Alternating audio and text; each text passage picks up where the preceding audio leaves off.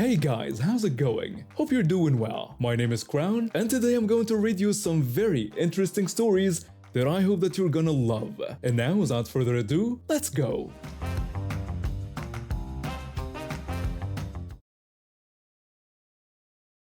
Two years ago, when I was 17, I got the news that no teenager should ever have to hear. The doctors found a tumor in my larynx. Laryngeal cancer, they called it. Those words felt like a punch to the gut. One day I'm worried about homework and what to wear to school, and the next I'm sitting in an oncology office learning about chemotherapy and radiation treatments. The next year was brutal. Chemo made me sick constantly, and I lost all my hair. My voice started getting raspier when the treatments went on. But the worst part was watching my parents try to stay strong for me while I could see them falling apart inside. My mom would cry in the hallway when she thought I couldn't see her. About a year and a half ago, the doctors said I needed surgery. The tumor wasn't responding to treatment the way they wanted, so they had to go in and remove it directly. The surgery left me with a pretty significant scar across my throat that honestly looks like someone tried to cut it. They also had to do a tracheotomy during the procedure, which left another scar just below the first one. My voice changed too. It's not completely gone, but it sounds different now. Rougher, I guess. The good news is that I'm in remission now. The doctors say I'm doing great, and I feel mostly normal again. But those scars are permanent reminders of what I went through. When I started feeling better, I wanted to do something meaningful with my experience. That's how I ended up volunteering at the pediatric cancer ward.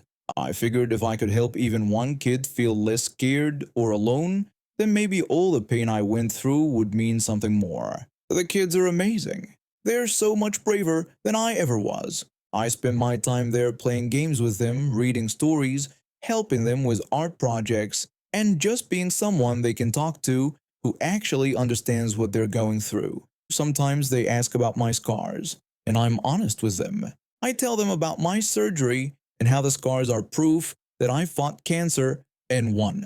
A few weeks ago, I was having a typical day at the hospital. I was sitting at one of the activity tables helping a group of kids color when this little boy came over. He wasn't one of the regular patients, so I figured he was visiting someone. The boy looked at my throat and his eyes got wide. He asked me what happened to my neck with genuine curiosity. I explained that I had surgery to remove a tumor and that these were my battle scars. The kid thought that was incredibly cool and said I looked like a warrior. He asked if I was proud of them, and I told him that I really was because they reminded me that I'm strong. The kid was fascinated and kept asking questions about what the surgery was like and if it hurt. I answered everything honestly, but in a way that wasn't scary. He seemed to think the whole thing was pretty awesome, which made me smile. After about 10 minutes, he ran back to his mom who was talking with another woman near the entrance. I went back to coloring with the other kids, but a few minutes later I noticed someone walking toward me with an angry expression. It was the boy's mother, and she looked like I had personally insulted her entire family. I excused myself from the kids and stood up to see what was wrong. She immediately started yelling at me, saying I shouldn't be promoting that nonsense. I told her I was sorry, but I wasn't following what she meant. She got even more angry and started accusing me of pressuring sick and dying children into cultish perversions. She called me a Satanist and said I was bearing a devil's mark in front of kids. She asked if I had already lost my humanity. I was completely shocked.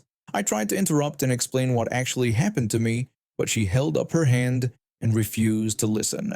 She said she wouldn't let me taint her with my lifestyle choices and demanded to know why I was lurking in a children's cancer ward. She told me she wanted me off the premises and said, how dare I be there? She turned around and walked straight to one of the security guards. I watched her gesturing wildly in my direction while talking to him. The security guard looked confused but started walking over to me. The security guard told me he needed to ask me some questions because the woman had said I was disturbing the children and promoting dangerous beliefs. I explained that I was actually a volunteer there and also a patient in the adult ward. I showed him my official volunteer identification and visitor badge. The security guard examined them carefully. He asked me to explain what happened with the woman's son. I told him that the boy had asked about my scars, so I explained they were from cancer surgery. That was literally all that happened. I made sure to clarify that the scars on my neck weren't from some cult ritual, but from life-saving surgery. The security guard nodded and seemed to understand. The security guard went back to Karen and told her that she needed to either continue with her visit quietly or leave the premises. He explained that I was authorized to be there and wasn't doing anything wrong. Karen looked furious but walked away without saying anything else. I went back to the kids. We finished our coloring project and I helped another girl work on a puzzle. About an hour later, I saw Karen walking back toward me with a different security guard. She was pointing at me and talking rapidly. This time she was carrying the drawing that one of the girls had been working on. It was a picture of roses. Karen started telling the second security guard that these were satanic symbols I was teaching the children to draw. She said it was proof of what she had been telling him about. The second security guard looked at the drawing, then at me, clearly confused. He told her that they looked like flowers to him. Karen insisted that he didn't understand and that these were occult symbols. She claimed I was indoctrinating the sick children into my cult. Thankfully, the first security guard noticed what was happening and walked over. He told Karen that they had already discussed this and that she needed to leave now or they would have to escort her out. Karen said the whole thing was ridiculous and that everyone was blind to what was happening. The first security guard called for additional security to escort her from the building. When they walked her toward the exit, I heard her still ranting about satanic conspiracies and how the hospital was enabling dangerous people. Some of the kids had stopped what they were doing to watch the commotion. The girl with the rose drawing asked me why that lady was so angry about her flowers. I told her that some people see scary things where there aren't any and that her roses were beautiful. The rest of my day was actually wonderful. Word spread among the staff about what happened, and several nurses came by to check on me. The head of pediatrics even stopped by to thank me for handling the situation so well and to make sure I felt supported. But when I was getting ready to leave, the little boy who had originally asked about my scars came running up to me. He said he heard his mom got kicked out and apologized, that she was mean to me. He told me he still thought my scars were cool. His grandmother, who was apparently the family member they were visiting, apologized profusely and explained that her daughter-in-law had been going through some things lately. She thanked me for being kind to her grandson despite everything. I never saw Karen again, but I heard from the security guards that she was banned from the hospital grounds. Apparently, this wasn't her first incident of causing problems with staff and volunteers. So this happened about 2 years ago, when my family decided to move to what seemed like the perfect neighborhood. My dad had been in a wheelchair for about 15 years after a car accident, and we'd been living in our old house that was already modified for his needs.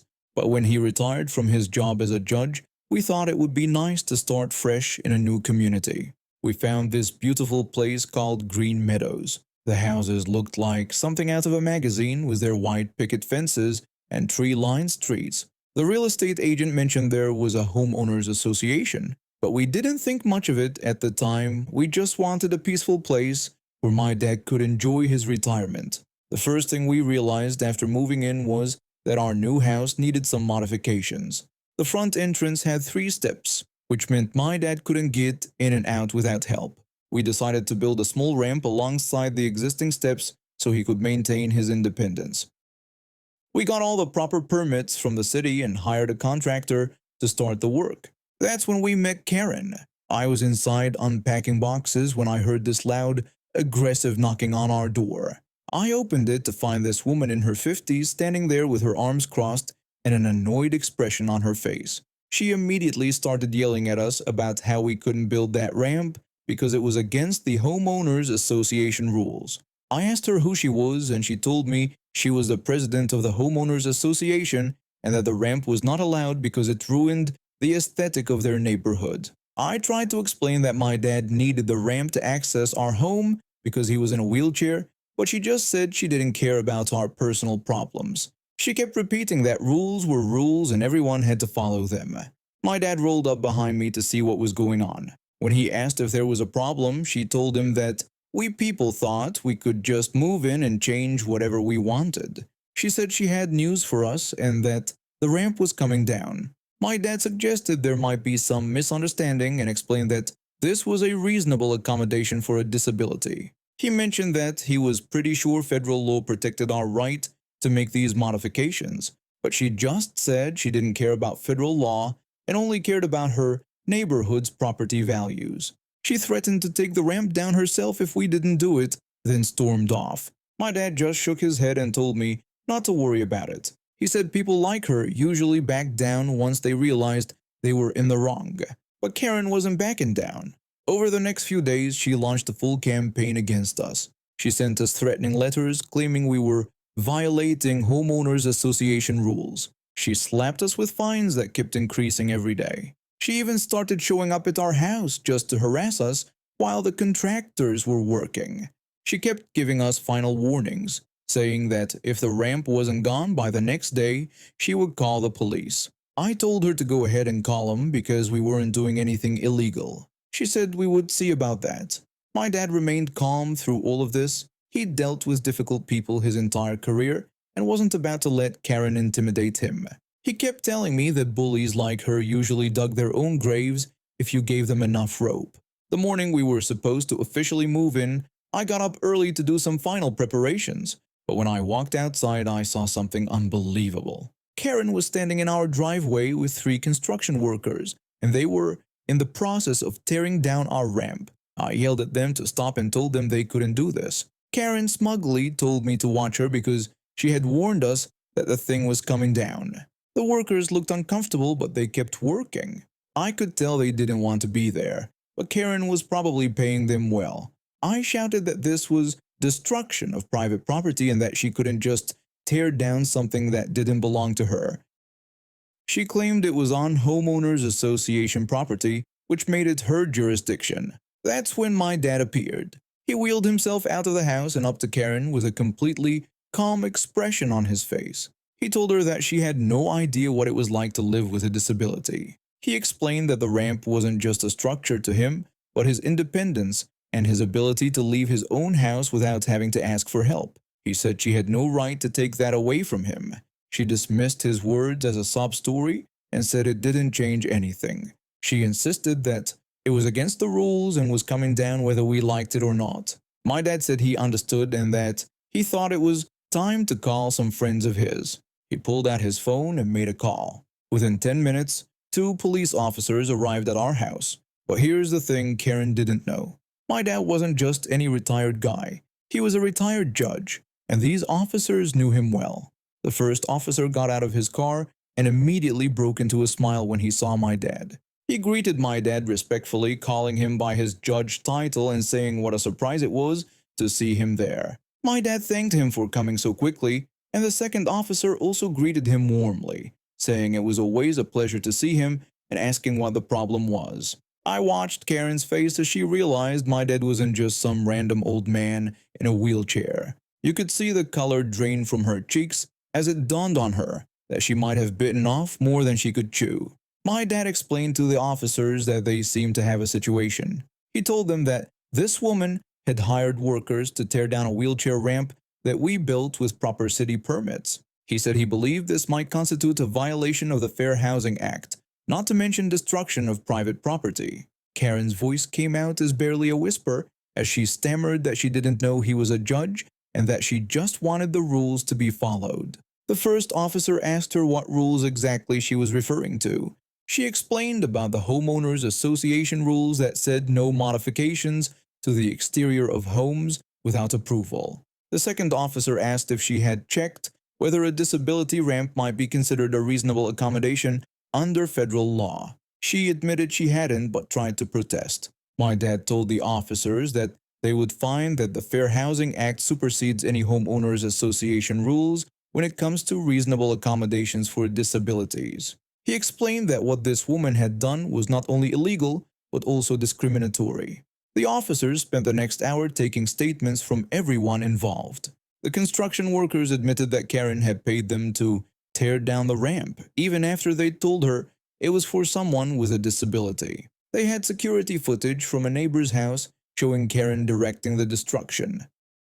The first officer told Karen that based on what they'd heard and seen, they were going to have to arrest her for destruction of private property in violation of the Fair Housing Act. Karen protested that she was the Homeowners Association president and was just trying to maintain neighborhood standards. The second officer explained that being a Homeowners Association president didn't give her the right to violate federal law. When they led Karen away in handcuffs, she kept protesting that she didn't know what she was doing was illegal. But my dad just shook his head and said that ignorance of the law was no excuse, especially when it came to basic human rights. The whole neighborhood came out to watch when Karen was taken away. It turned out that most of our neighbors were actually really nice people who had been intimidated by Karen for years. Several of them came over to apologize for her behavior and offered to help us rebuild the ramp. A few weeks later, we had to go to court for Karen's hearing. She sat at the defendant's table looking nothing like the confident, aggressive woman who had confronted us. Her lawyer tried to argue that she hadn't understood the seriousness of her actions, but the evidence against her was overwhelming. The prosecutor presented witness testimony from the construction workers, security footage of the destruction, and documentation of Karen's harassment campaign against us. They also brought in an expert on disability rights who explained exactly how Karen's actions violated federal law. When it came time for sentencing, the judge was not lenient. Karen was sentenced to 1 year in prison, 200 hours of community service working with disability advocacy groups, and mandatory sensitivity training. She was also ordered to pay restitution for the cost of rebuilding our ramp and our legal fees.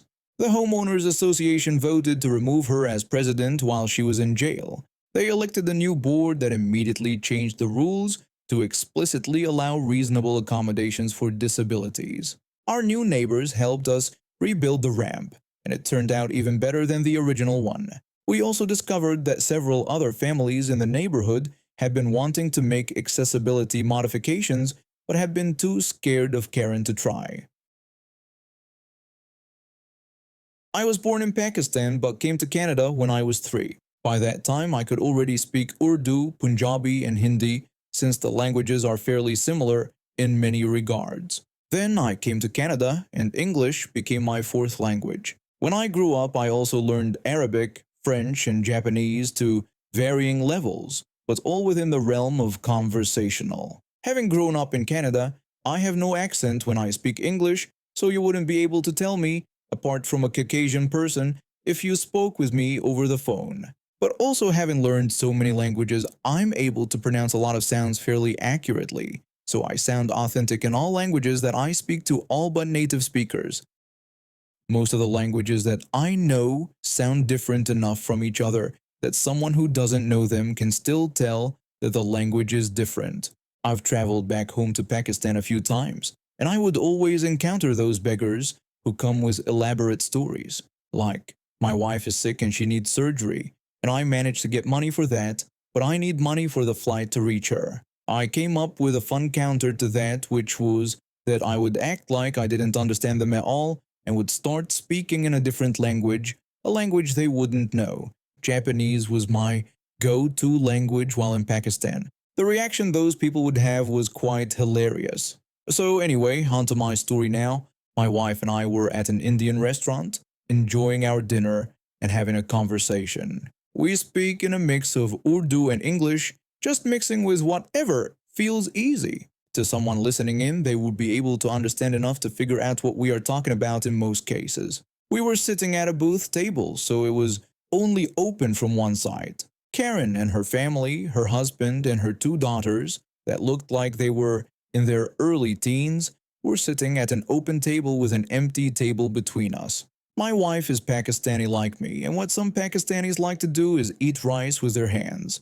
I prefer a spoon myself, but at this time my wife was eating with her hands. Apparently, this Karen got offended at seeing my wife eat with her hands. When she came over, I started speaking in different languages, acting like I didn't understand what she was saying in English. Here's how it went. Karen walks over to our table with a sour expression on her face. Her husband calls to her from their table, telling her to sit back down and leave us alone, but she ignores him completely. She addresses my wife directly and asks what's wrong with her in a rude tone.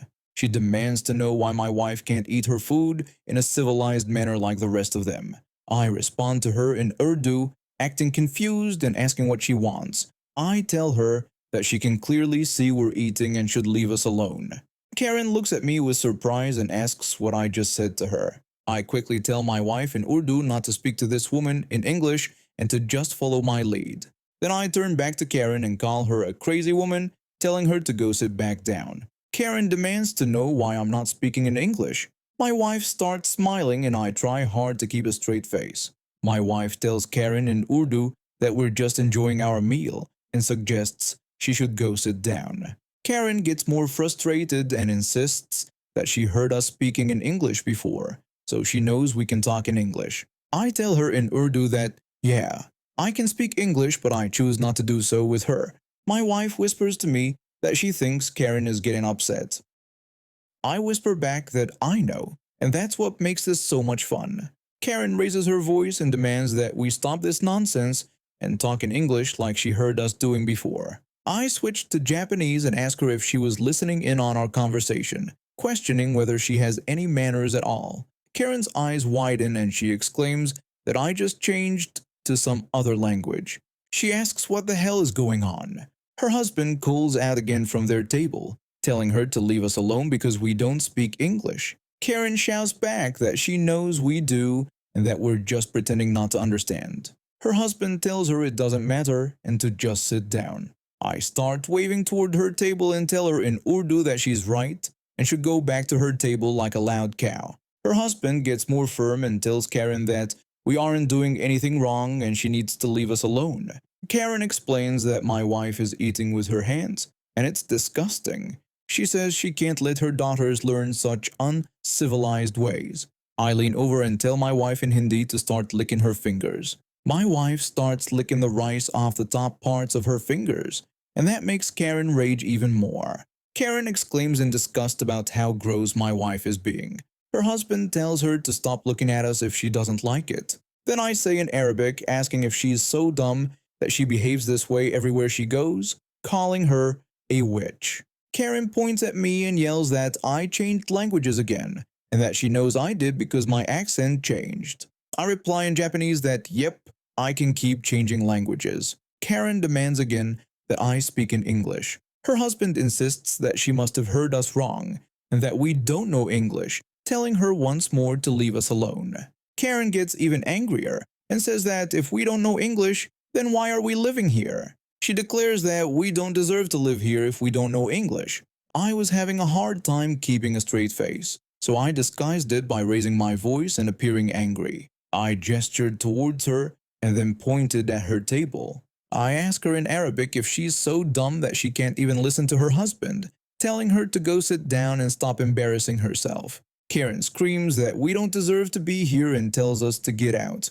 At this point, the restaurant's manager shows up to see what all the commotion was about. He's an Indian guy with a pretty heavy accent when he speaks in English, so I knew he'd speak either Hindi or Punjabi. The manager asks everyone to please keep their voices down and wants to know what's going on. Karen explains that my wife is eating with her hands, and it's disgusting. She claims my wife is corrupting her children with barbaric ways. The manager tells Karen that there are no rules that forbid eating with hands and asks her to leave us alone, or he'll have to ask her to leave the restaurant. Now her husband gets up and comes over to where Karen is. He tells her to sit down because she's embarrassed herself enough. He says this is why he can't take her anywhere. I tell the manager in Punjabi to ignore this dumb cow because her brain is smaller than a sweet dumpling. The manager starts laughing at my comment and Karen gets even redder in the face since she probably thinks we're making fun of her. Karen screams that all of us should go back to our country. Her husband just takes her arm and leads her back to their table and sits her down, telling her to shut up. Her daughters look like they want to sink into the floor from embarrassment. I ramble a few more sentences in varying languages before my wife tells me to just leave it alone. We finished our dinner about 10 minutes later with Karen looking at us the whole time. I go pay the bill, and when we are walking out of the restaurant, we pass near Karen's table. I call out to her husband in perfect English with no accent while smiling and giving him a wave. I tell him that I hope he enjoys his dinner and to have a good night. Karen's eyes bulge and she screams that she knew it and that we do know English. She tried to stand up suddenly, but instead ended up falling over backwards in her seat. My wife and I left the restaurant laughing before she could do anything else. And now we have reached the end of today's stories. Thank you for watching, and see you next time.